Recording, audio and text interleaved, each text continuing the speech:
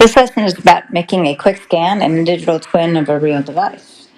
You can use that in learning for so many different ways. Let's go through my Fender Rumble 100 bass amp. So here's the scan that I took just now of my amplifier all around, front, back, the top. And if I want to overlay that on the real item, I go to the AI, place my scan there. The real object is just there behind it. Now I can overlay the scan on the real one. Let's do that now.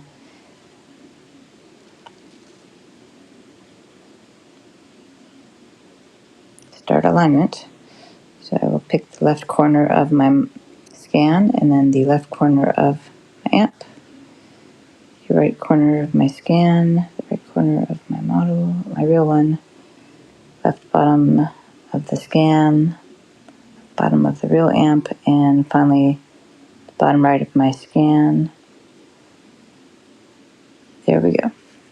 So now I have a digital twin just in place of my amplifier. There's the scan that I took, and it's just overlaying. It's a really good model of the real one